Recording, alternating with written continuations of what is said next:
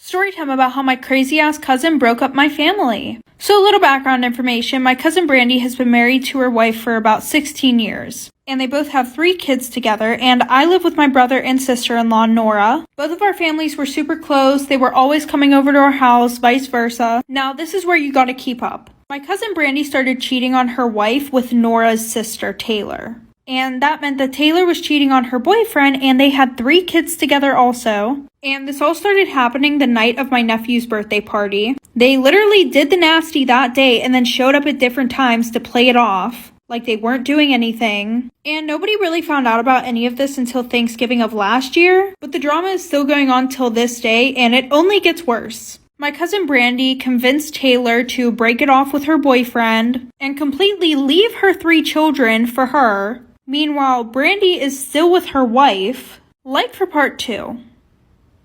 Part 2 about how my crazy-ass cousin broke up my family. So like I said, my cousin Brandy talked Taylor into leaving her boyfriend and her 3 kids for her. Meanwhile, Brandy didn't even leave her wife, and she was planning on buying a house and adopting 2 out of the 3 kids that they have. But Taylor was low-key manipulated and low-key ignored every single red flag. So she did just that. She literally broke up her family for Brandy. And to this day, Brandy is still with her wife. And you would have thought that Taylor would have been like, okay, fuck this. But no, actually, instead, Taylor and Brandy decided that they were going to say that Taylor's boyfriend beat them both so he could get sent to jail and they could still do the nasty on the low. And then Brandy twisted the whole situation of what actually went on to make my family cut me, my brother, and my sister-in-law all off. So that way she didn't seem like the bad guy. And now I'm not allowed to see Brandy's daughter, who I'm really close with. Like, she literally will track her location, and if she's even near my house, she'll be grounded. So we've story time about how my grandma almost got me grounded.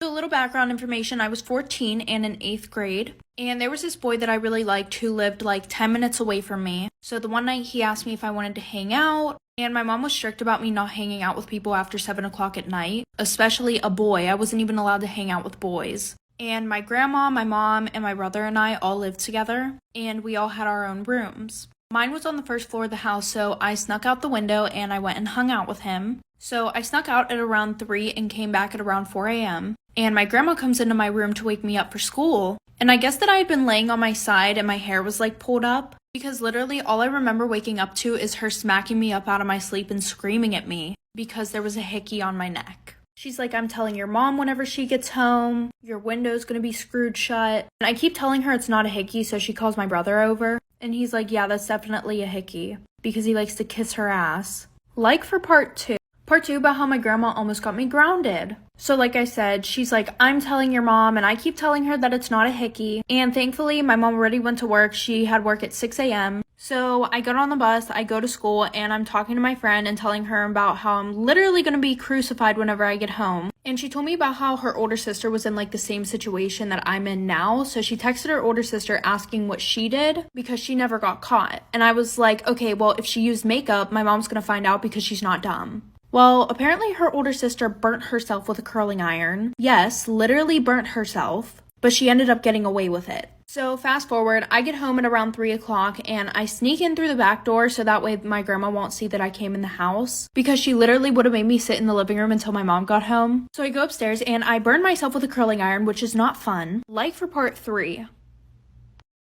Part 3 about how my grandma almost got me grounded. So like I said, I snuck in through the back door so that way my grandma wouldn't see me, because if she saw me, she would have made me wait in the living room with her until my mom got home. So, you know, burnt myself with the curling iron and my mom gets home. And since I'm on the first floor, I can literally hear my grandma talking to my mom and my brother, of course. My grandma's like, yeah, she has hickeys all over her neck. Which is literally an exaggeration because there was one small one. So my mom calls me out to the living room. I go out and she's like, all right, show it to me. And I'm like, show you what? She's like, don't play stupid. Your grandma already told me the whole situation. And I was like, Mom, I literally burnt myself with a curling iron. And my grandma's like screaming and freaking out because I'm lying. She's like, you better tell your mother the truth right now. Da da da da da. So I show the burn to my mom. She looks at my grandma and she's like, so you're gonna tell me that's not a burn on her neck? And she was like, that's not how it looked this morning, blah, blah, blah. So I got away with it, but now my grandma literally stalks me to see if I'm doing anything wrong so she can tell my mom.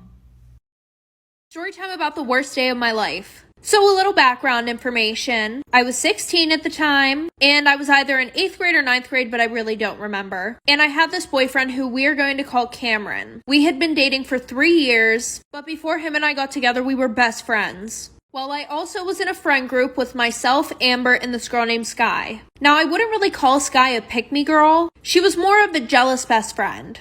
For example, the one day we went shopping for dresses, and I picked this one out that I really liked and that looked super good on me. Amber was like, OMG, you look so beautiful. And then Sky, she was like, that dress is ugly and it makes you look fat. Well, after that, I told her I didn't care what she said and that I was going to get the dress anyways. Well, she didn't like the fact that I wasn't going to listen to her, so she didn't talk to me for 2 whole weeks. And then after, she texted me saying that she forgives me, even though I didn't apologize, but okay. Well then, me being stupid, I introduced her to my boyfriend. Bad idea, like for part 2. Part 2 about the worst day of my life. So like I said, me being stupid, I introduced her to my boyfriend.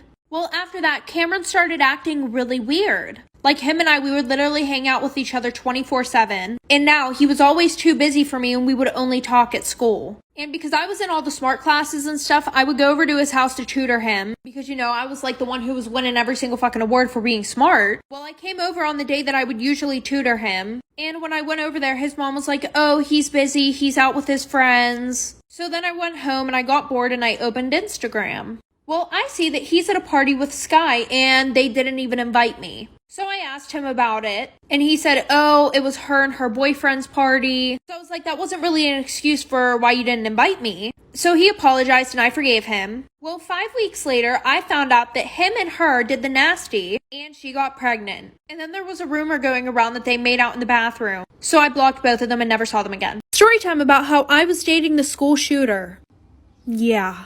So a little background information. I was a sophomore whenever this all happened. And it was around October. Well, the one day I was sitting at lunch with my group of friends. We're all sitting there having a good time when one of my friends dares me to go over and sit with this one kid. And he was sitting alone. He was kind of shy. And of course I did because they had offered me $10, guys. Can't beat that.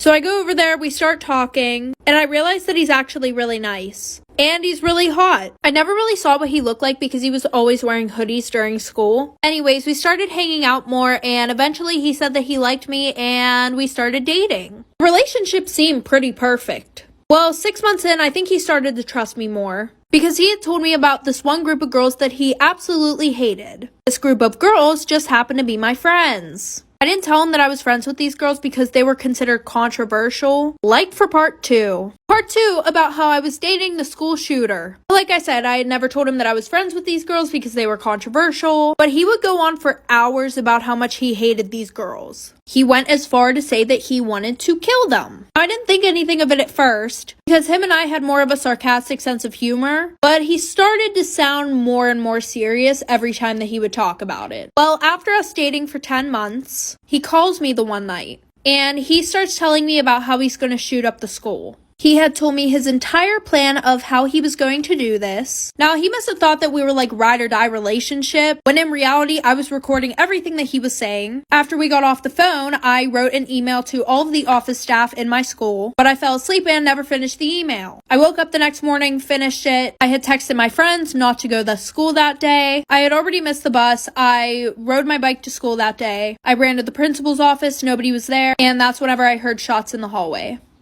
Story time about why I beat up my best friend. So a little background information. Her and I had been best friends since we were in 7th grade.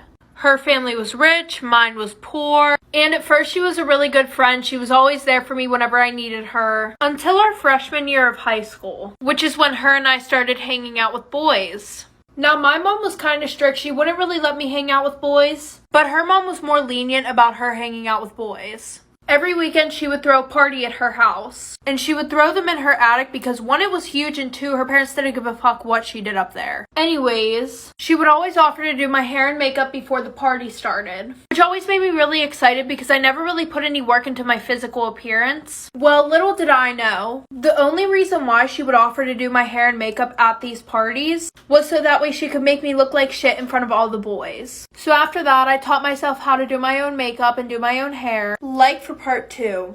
Part 2 about why I beat up my best friend. So like I said, I learned how to do my hair and makeup, and she went on vacation for like a month straight. Well, when she came home, she threw another party, and she was like, don't worry, after I'm done getting ready, I'll do your makeup and do your hair. And I was like, no, it's fine, I got it. She literally looks at me and she goes, are you sure? You don't really know how to do that. Like, it'll probably look really bad. And I'm like, why the fuck would you say that? She goes, no, like, I don't mean it to be rude. It's just that, like, I want you to look good in front of the boys and stuff like that. Like, sis tried to talk me into getting a shower for a full, like, 20 minutes. So after that, the whole night, she's literally being a pick-me girl. She's making all these comments about me in front of the boys. And I just keep brushing them off until her next party. We got ready and I put on these expensive shoes that I had just bought. And she goes, wow, you just like really like to copy my style, don't you? So she starts making comments that whole night about how my family's poor and stuff like that. And she threw up all over my shoes. So I dumped the trash can that everybody had threw up in that night on her, punched her in the face. But like 2 months later, she came to my house and apologized. Story time about how this boy stabbed me with a pencil in kindergarten. So a little background information. I was 6 years old and in kindergarten, obviously. I'm not gonna lie, this story kind of shows that it doesn't matter how old a child is, they can literally still be very mean and yeah.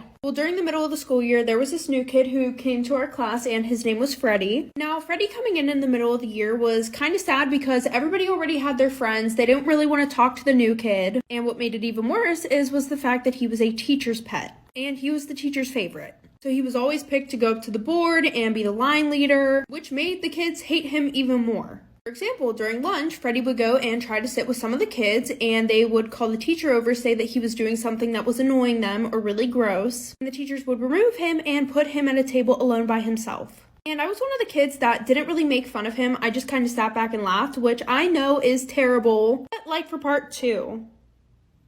Part 2 about this boy who stabbed me with a pencil in kindergarten. So like I said, everybody would pretty much bully him, and I was one of the kids that just sat back and laughed, didn't say anything to him directly. Eventually, we were getting in trouble for discluding him. We would all have to stay inside during recess with our heads down on the desk in the dark. So then everybody act like they were going to include him. Like the one time they were like, okay, we're playing hide and seek, you know, you go hide. And then they never went to find him. So then this kid actually started getting violent. My guess is because the teachers and principal were not doing anything about it. When everybody was walking, he would purposely trip kids. This one time, this girl brought in pencils for the whole class, and she didn't give him one. So he said that he felt sick the one day, and all the kids went out to recess. And he went around and broke every single pencil. And I came in and I found it, so I told the teacher. And then during nap time, he put his mat by me.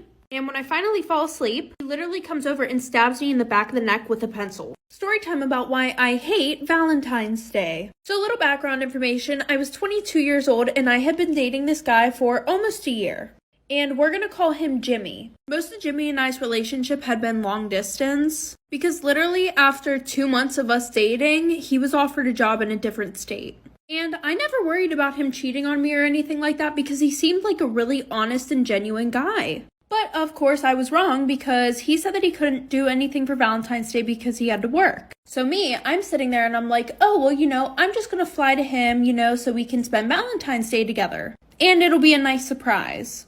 So a few days before Valentine's Day, I get my plane ticket and I wanted to do something special, so I wore some nice lingerie under a trench coat. Well, fast forward, my plane lands and I get an Uber to his apartment. And when I knock on his door, I hear a woman's voice from inside saying, don't worry, I'll get the door. Like for part 2. Part 2 about why I hate Valentine's Day. So like I said, I Uber to his apartment and I knock on the door and I hear some woman from inside say, don't worry, babe, I'll get it. So I hurry up and try to tie my coat because I had untied it thinking that my boyfriend was going to open the door. But no, why would my boyfriend open his own door to his own apartment that he lives alone in? So she opens the door and she's like, hi, what can I help you with? And I'm like, oh, is this apartment blah, blah, blah? And she's like, yeah. And I'm like, oh, well, is Jimmy here? And she was like, yeah. So she calls Jimmy over to the door. I look directly at him and I'm like, oh, is this like your friend or something? And she's like, excuse me, I'm his fiance. So I'm looking at him all confused and I start screaming that he's a liar, a cheater. He's like, babe, go call the police. I have no idea who this woman is. She sounds crazy. So his fiance walks away and he goes, I'm sorry, I'll call you later. And then security escorts me off the property. Needless to say, I never talk to him ever again. Part 2 about the boy across the street who used to stalk me. So like I said, I saw him watching me outside his window, but I didn't want to overthink it, so I was just like, no, maybe he's looking at something else. Well, this all started a month after I moved in. Well, it started happening more frequently, so then I told his older brother. We're just gonna call the younger brother Mac. So he talked to Mac and then everything was fine for a week. Just a little information real quick. For the public school, the bus would arrive at 7:40. My private school started at 7 o'clock. So my mom would come and get me at 6:15 because my school was kind of far away. So like I said, it was a week later. Every morning that I would go outside to wait for my mom, Mac would be standing on his porch watching me. Oh, but it gets worse. So one night I was in my bedroom, right? And this is like some scary movie shit. I kept seeing something run past my window. My bedroom was on the first floor.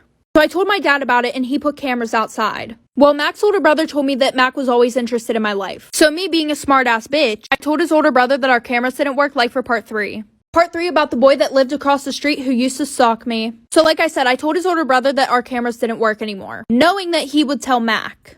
Because he had it in his head for some reason that Mac wasn't obsessed with me. And the reason why I told him our cameras didn't work was because Mac was watching while the cameras were being set up outside. And after that, everything stopped. Except he would still be outside every single morning on his fucking porch watching me. So the one night while I'm sleeping, I wake up to some noise right outside my window. And my bed was on the same wall as the window, so I could see who was right outside my window, but they couldn't see me. Well, I look, and guess who the fuck it is? It's Mac trying to get inside of my fucking window. So I quietly call my dad, and it's like 3 in the morning. So I tell my dad what's going on. So he goes outside and nobody's there. Well, the next day we check the cameras. There's footage of him jerking off outside my window, trying to break into my room with a fucking crowbar. Luckily, I was staying at a friend's that night. Taking pictures of me outside my window. So we showed his parents. Then we moved and they sent him to a mental hospital.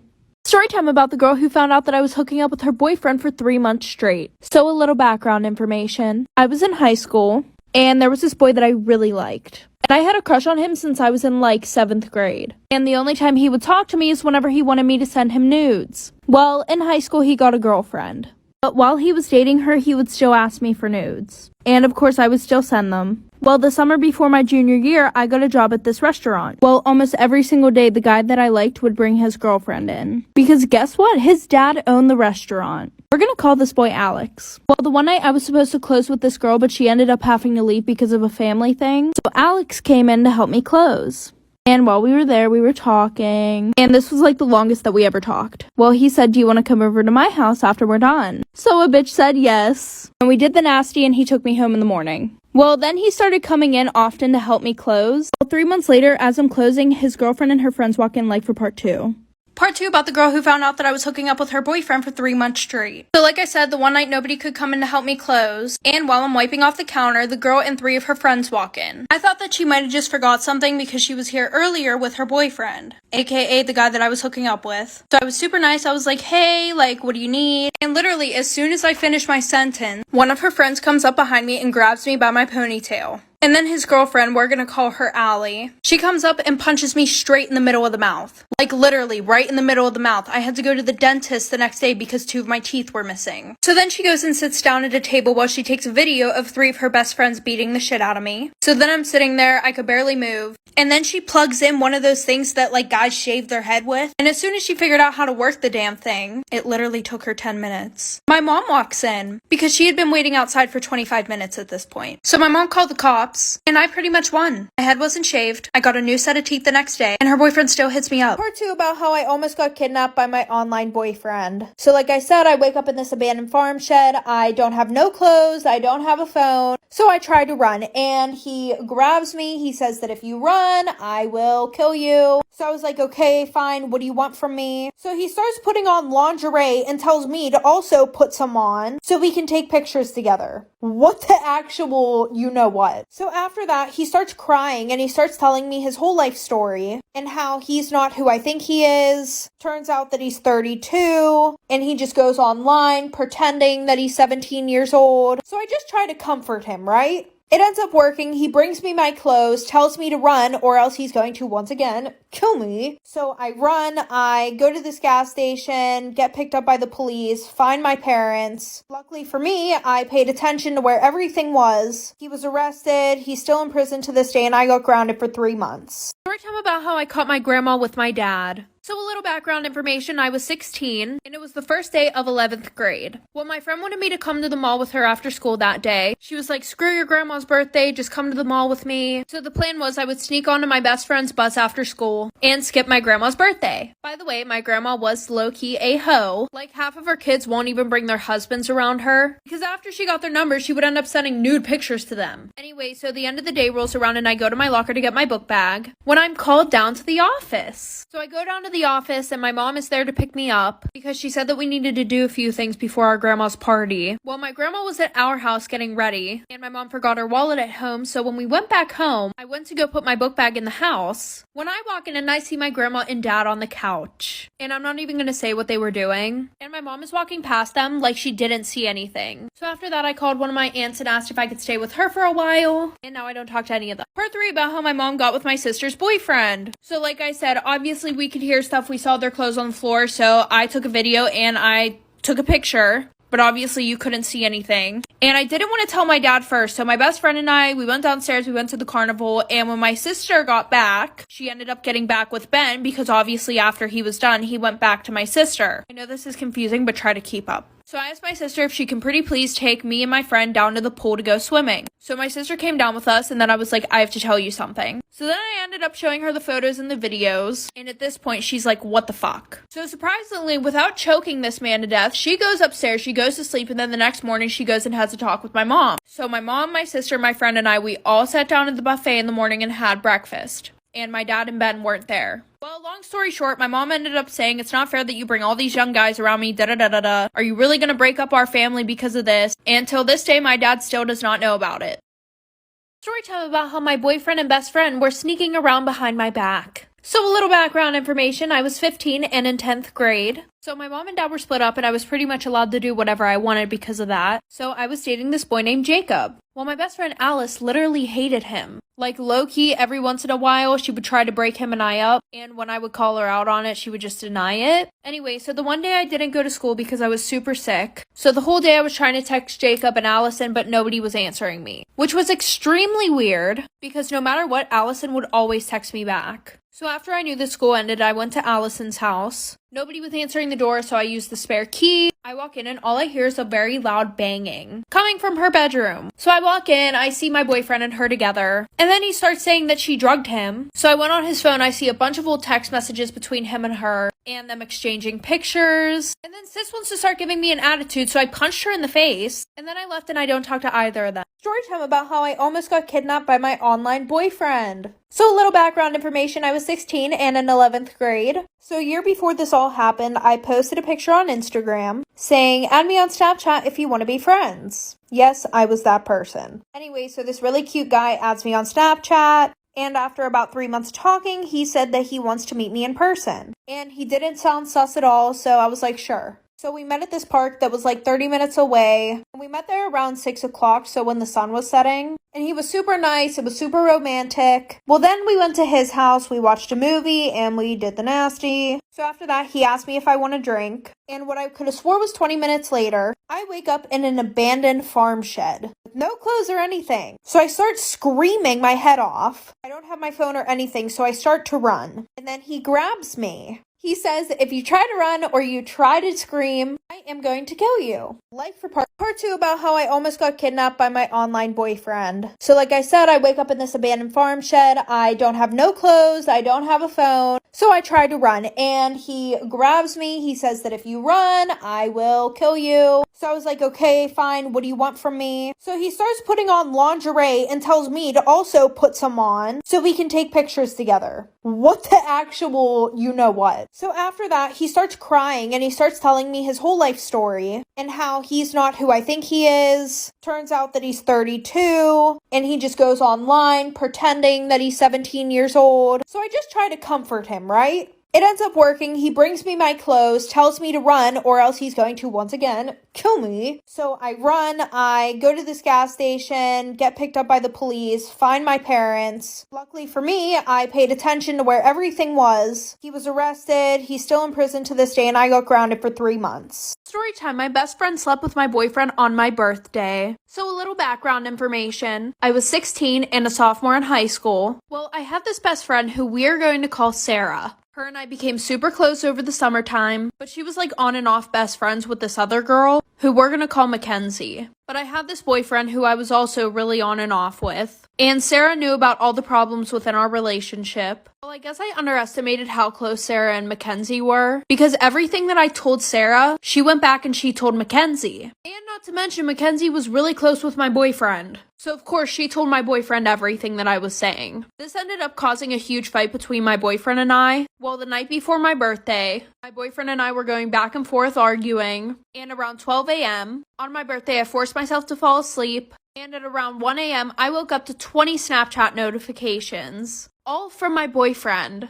And when I opened them, I saw the worst thing ever. Like for part 2. Part 2 about how my best friend slept with my boyfriend on my birthday. So like I said, I woke up at around 1 a.m. to 20 Snapchat notifications from my boyfriend. And I saw the absolute worst thing ever. The first 5 notifications were just him calling me names. And then all the other ones were just him doing stuff with my best friend. And you guys can already guess what I mean by doing stuff. So at this point, I was heartbroken, I was pissed off. But of course, because I gotta have the receipts, I went and took a video off my sister's phone of everything that he sent me. In the morning, I woke up to a text from an unknown number, and it turned out to be my boyfriend's best friend saying that him and Sarah were now together. So my boyfriend asked me to meet up and apologize. So I met him at this park, and he apologized to me, telling me that he wanted to get back together with me. But I told him to KMA, and I left. Then Sarah came to my house and keyed my car, and then we fought on my front lawn. And then after that, she was texting me about how she was coming back to my house. Like for part 3. Story time about how my grandma almost got me grounded. So a little background information, I was 14 and in 8th grade. And there was this boy that I really liked who lived like 10 minutes away from me. So the one night he asked me if I wanted to hang out. And my mom was strict about me not hanging out with people after 7 o'clock at night. Especially a boy. I wasn't even allowed to hang out with boys. And my grandma, my mom, and my brother and I all lived together. And we all had our own rooms. Mine was on the first floor of the house, so I snuck out the window and I went and hung out with him. So I snuck out at around 3 and came back at around 4 a.m. And my grandma comes into my room to wake me up for school. And I guess that I had been laying on my side and my hair was like pulled up. Because literally all I remember waking up to is her smacking me up out of my sleep and screaming at me because there was a hickey on my neck. She's like, I'm telling your mom whenever she gets home, your window's gonna be screwed shut. And I keep telling her it's not a hickey, so she calls my brother over. And he's like, yeah, that's definitely a hickey. Because he likes to kiss her ass. Like for part 2. Part 2 about how my grandma almost got me grounded.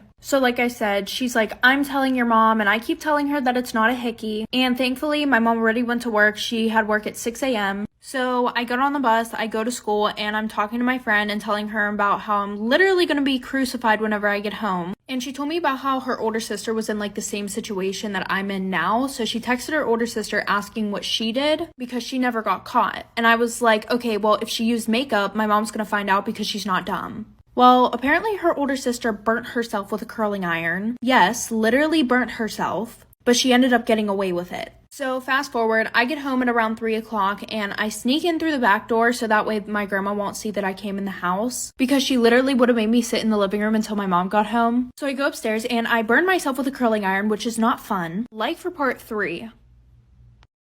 Part 3 about how my grandma almost got me grounded. So like I said, I snuck in through the back door so that way my grandma wouldn't see me because if she saw me, she would have made me wait in the living room with her until my mom got home. So, you know, burnt myself with the curling iron and my mom gets home. And since I'm on the first floor, I can literally hear my grandma talking to my mom and my brother, of course. My grandma's like, yeah, she has hickeys all over her neck. Which is literally an exaggeration because there was one small one. So my mom calls me out to the living room. I go out and she's like, all right, show it to me. And I'm like, show you what? She's like, don't play stupid. Your grandma already told me the whole situation. And I was like, Mom, I literally burnt myself with a curling iron. And my grandma's like screaming and freaking out because I'm lying. She's like, you better tell your mother the truth right now. Da da da da da. So I show the burn to my mom. She looks at my grandma and she's like, so you're gonna tell me that's not a burn on her neck? And she was like, that's not how it looked this morning, blah, blah, blah. So I got away with it, but now my grandma literally stalks me to see if I'm doing anything wrong so she can tell my mom.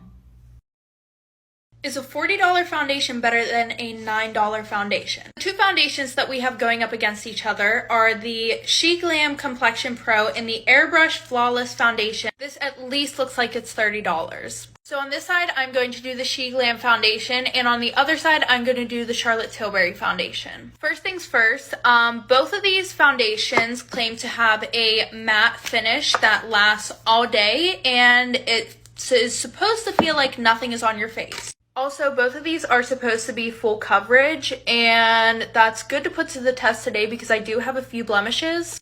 I am in literal shock right now. This is a dupe for the Charlotte Tilbury foundation. $9, $40, no beauty filter. They both look and feel the exact same way. Run. Do not walk, run. And everybody can run because there are 30 shades. Like, I'm sorry, you will never catch me spending $40 on a foundation ever again.